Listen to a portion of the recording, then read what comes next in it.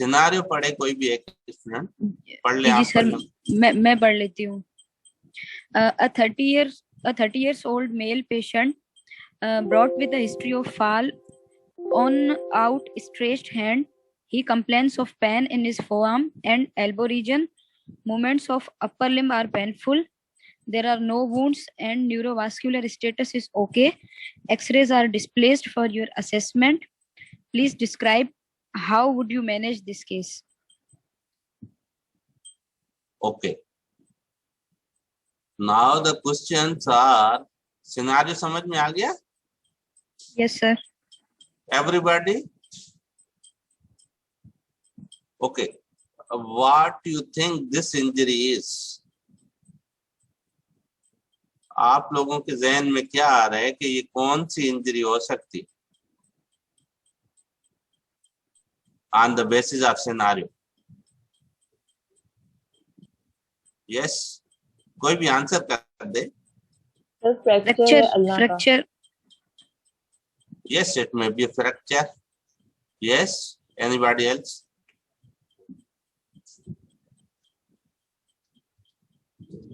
It may be a dislocation. Dislocation हो सकती है ना बाबा? Or anybody else? It may be a combination, combined injury, fracture, dislocation. Okay? These types of injury can be occurred on the basis of this scenario. Okay? How you will confirm this injury? Anybody? Answer question number 2. How Sir, you will confirm? Sir, we will perform X-ray. Yes, we will confirm our diagnosis, or we will confirm our injury on the basis of radiology or X-ray. कौन सा X-ray कराएंगे?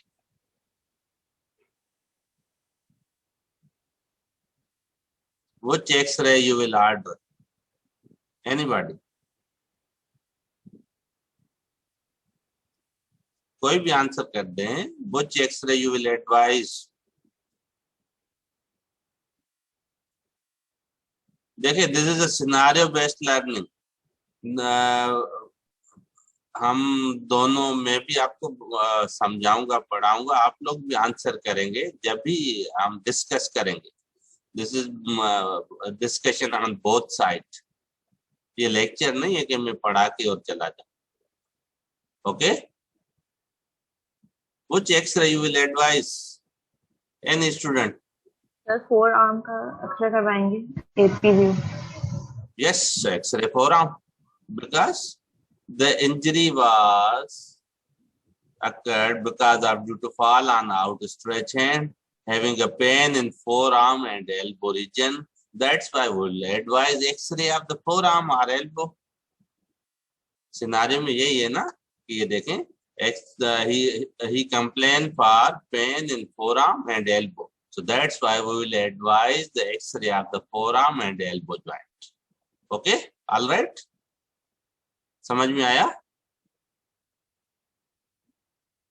So ये X-ray of the forearm or elbow is a layman terminology. While we will advise the X-ray, we will write down the name of the bone. I mean that is you will advise the X-ray of the radius and ulna with elbow joint. Okay, forearm तो वो आ जाता है ना, English terminology है, being a medical या orthopaedic terminology. Bone का बताएं, name लिखेंगे एक्सरे में, जो भी आप एक्सरे कराना चाह रहे हो, इधर x ray radius ulna with elbow joint और x ray radius ulna with wrist joint.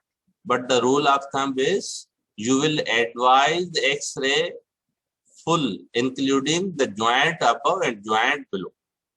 Okay, all right. So X-ray was advised. What are the X-ray findings? Here you can see the X-ray. X-ray में findings क्या है? Yes. कोई भी answer कर दे। Sir bone dislocation होगी, वो आएगी x ray पे। एक्सरे ये नजर आ रहा है सामने? नहीं सर। एक्सरे नजर नहीं आ रहा? नहीं सर आ रहा है नजर। ये शेयर तो करे, एक्सरे तो नजर नहीं आ रहा। ये सामने एक मिनट, एक्सरे आपको मैं दिखा रहा ओके सर। सर अब आ रहा है। हूं। आ रहे? जी जी। Now the what are the x ray findings? नजर आ रहे एक्सरे? Yes sir. चलो, what are the x ray findings? कोई भी एक हम बता। The shaft of ulna is fractured. AP and lateral X-ray both.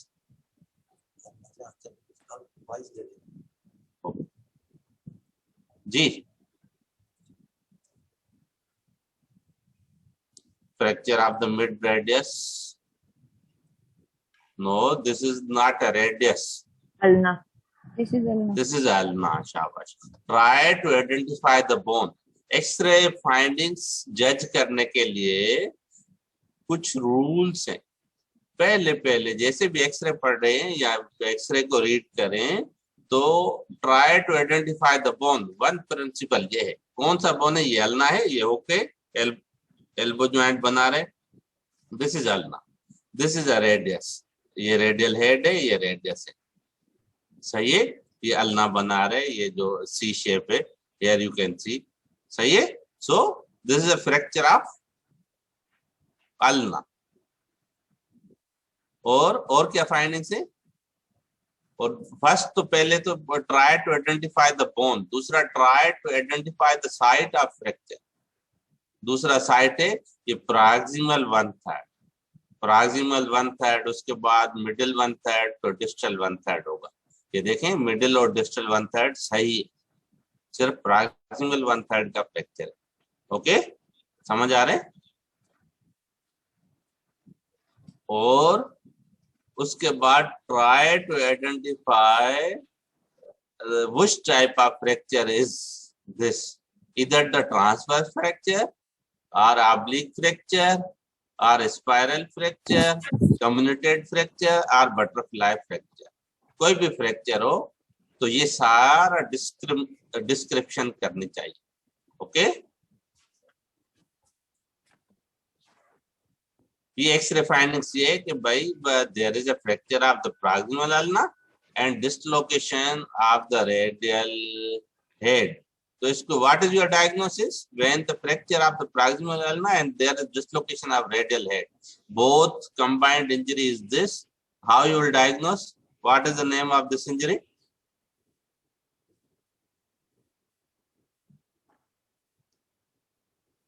कोई भी आंसर कर दे। Anybody? What is the name of this injury? Anybody? कोई भी स्टूडेंट आंसर करते। Yes? Monteggia fracture. Yes, शाबाश। Monteggia fracture. Monteggia fracture dislocation. Full name is Monteggia fracture dislocation. The fracture of the ulna with dislocation of the radial head is called the Monteggia fracture dislocation. So the right answer is Monteggia fracture dislocation. Okay.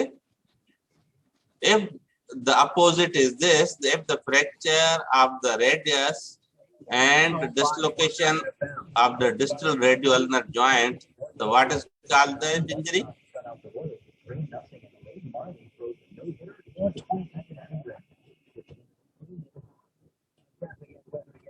जी जी, कोई भी answer करे।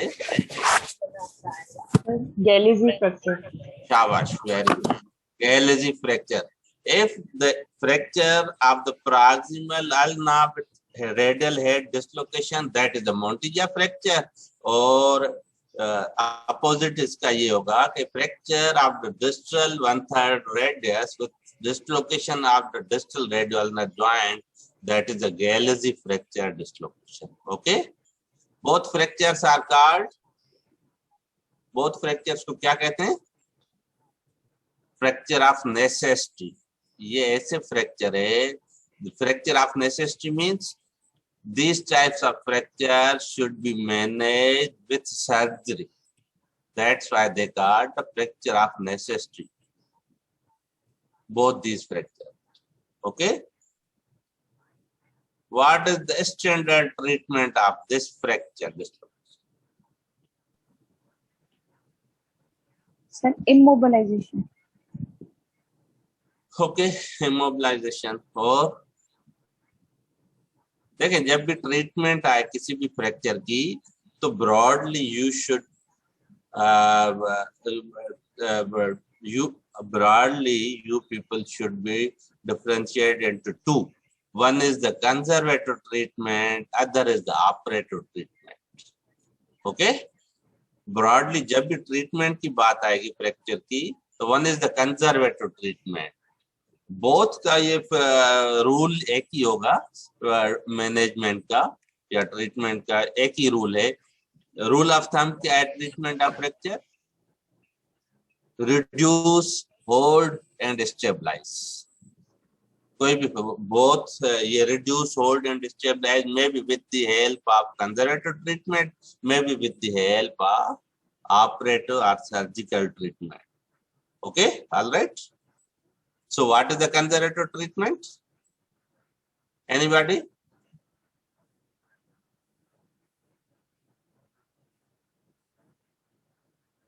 What are the conservative treatment? कोई भी बता दे.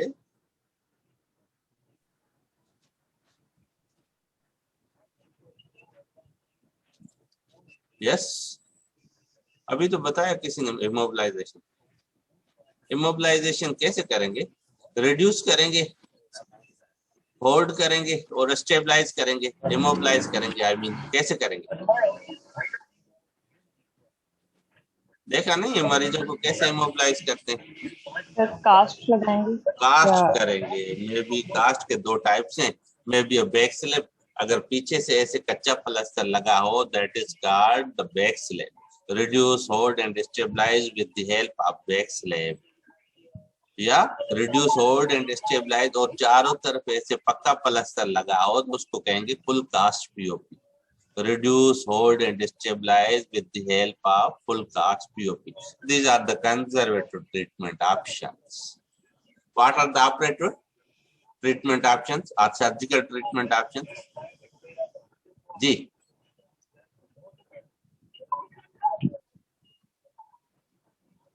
कोई भी बता दे. Surgery क्या करेंगे अगर सर्जरी करना चाहें?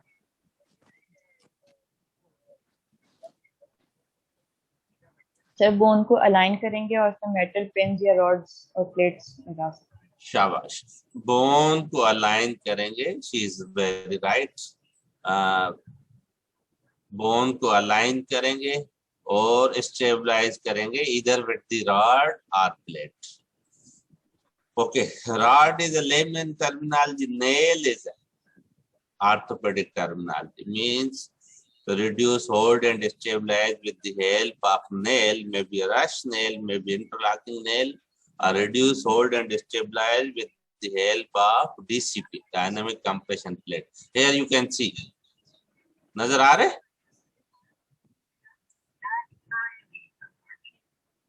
पहला एक्सरे नजर आ रहे?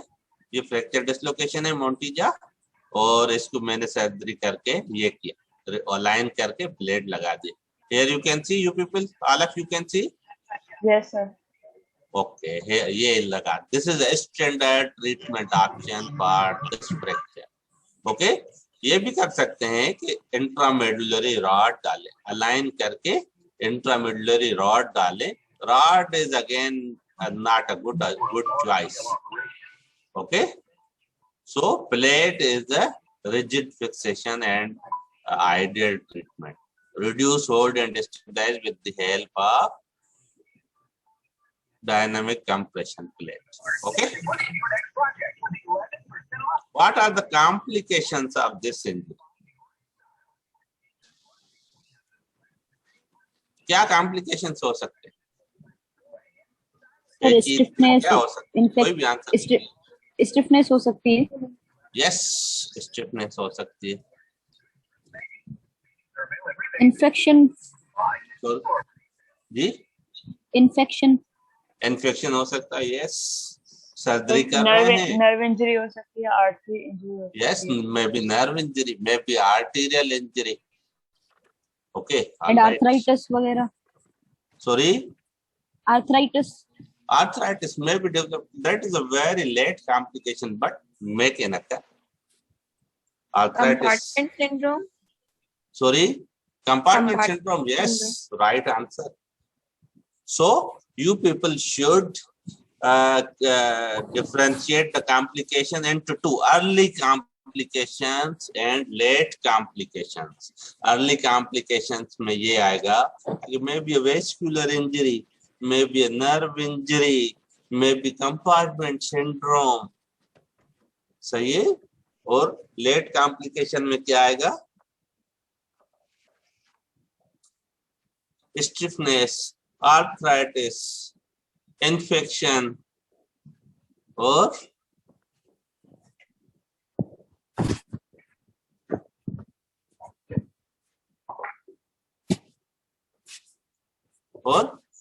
कोई लड़का नहीं है?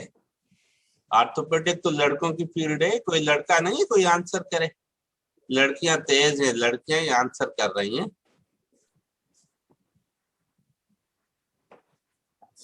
जी भाई,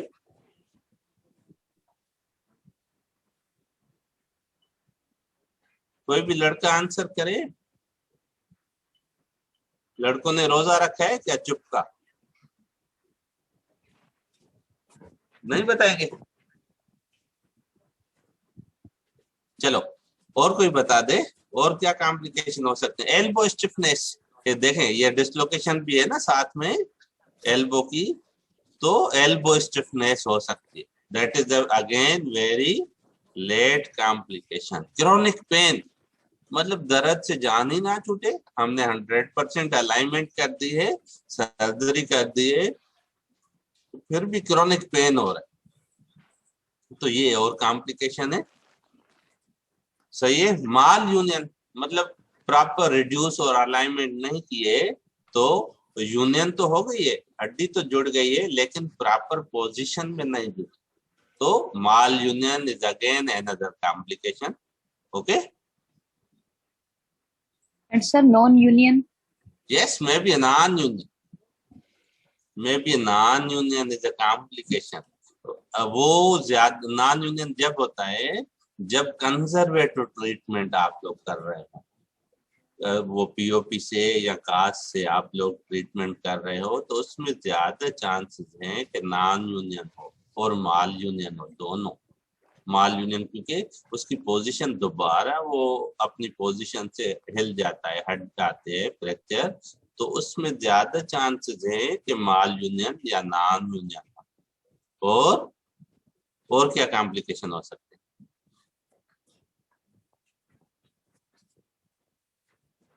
जी, radioulnar synostosis, both radius and ulna can be joined at same place. Radio ulnar synostosis. Again, these are the late complication. Radio ulnar synostosis means union of both radius and ulna at abnormal place. Normally तो radius and ulna नहीं join होते ना, उनकी union नहीं होती ना एक साथ, वो बीच में अल्लाह की तरफ से इंट्रोशियस मेम्ब्रेन उनको ज्वाइन कर रही होगी। तो जैसे ये फ्रैक्चर होता है तो इंट्रोशियस मेम्ब्रेन भी डिस्टर्ब हो जाती है, इंजर्ड हो जाती है, तो चांसेस है कि रेडियो अल्नर साइनोस्टिस हो जाए।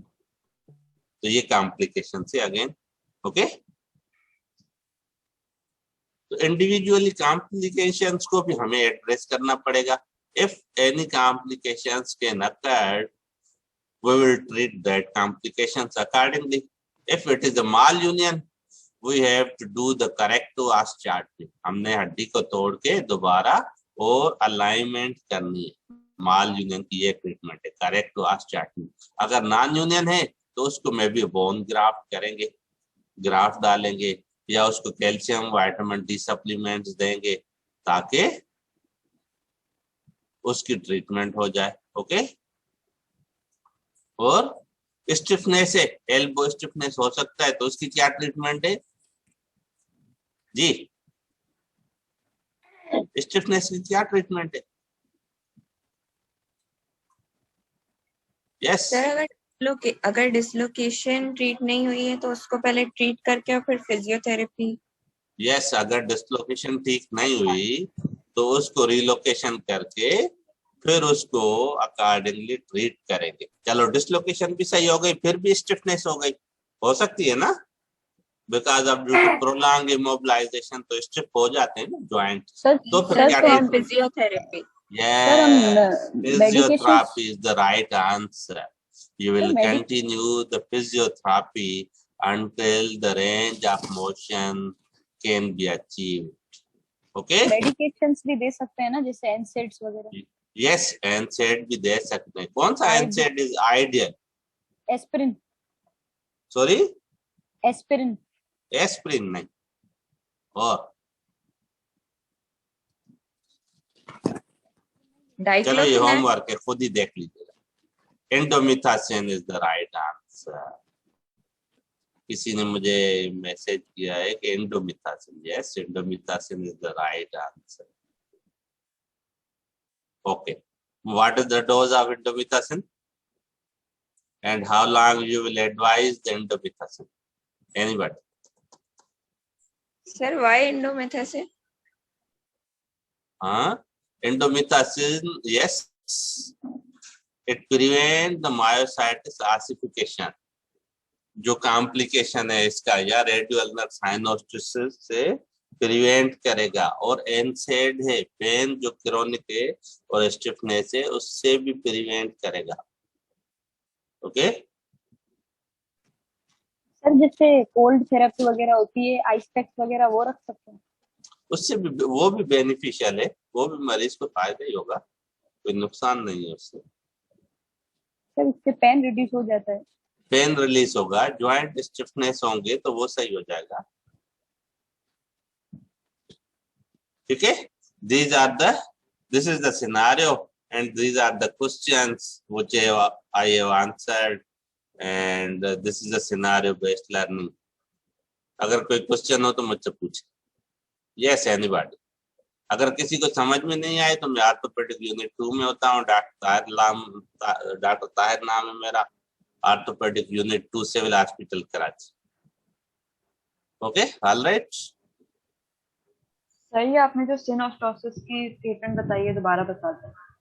सॉरी, ये जो आपने ट्रीटमेंट बताई थी ना, सिनोस्टोसिस अगर हुआ है तो उसको किस तरह? Synostosis is nothing. Synostosis means joint union of both bone at abnormal place.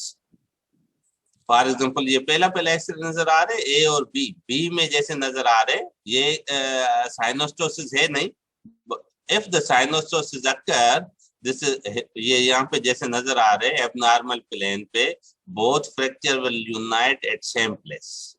Fracture वाली जगह पे बहुत फ्रैक्चर यूनाइट हो जाएंगे और प्रोनेशन एक्सरे में देखेंगे तो both bones normally both bones are united with the help of interosseous membrane और कोई केलस और बोनी अटैचमेंट नहीं होती। तो सिर्फ और सिर्फ अगर कहीं फ्रैक्चर वाली जगह पे एक्स्ट्रा केलस हो तो वो बोथ बोन यूनाइट हो जाएंगे, तो उसको हम कहते हैं रेडियोअल्नर साइनोस्टोसिस। ओके, सर इसका ट्रीटमेंट क्या होगा? हाँ, treatment one is the prevention is better than cure. जैसे पहले ही हमने डिस्कस किया कि indomethacin is the drug of choice as NSAIDs and prevent the radioulnar synostosis or myositis ossificans. अगर उससे नहीं होती, again radiotherapy is second option, उससे भी ट्रीटमेंट सही नहीं होती, अगर मैनेज सही नहीं होता तो फाइनल उसकी ट्रीटमेंट ये है कि surgical resection. This is the treatment of the radioulnar synostosis. Okay,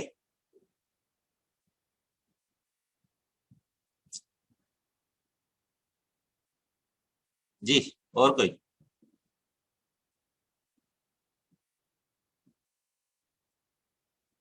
कोई नहीं? सबको समझ आ गया? Yes, sir. Okay, thank you very much. Thank you all. Okay, Allah Hafiz. Stay blessed. रोजे रखें, एंजॉय करें छुट्टी को, लेकिन स्टडी करें. अल्लाह हाफिज. Wish you all the best. Okay sir, अल्लाह हाफिज.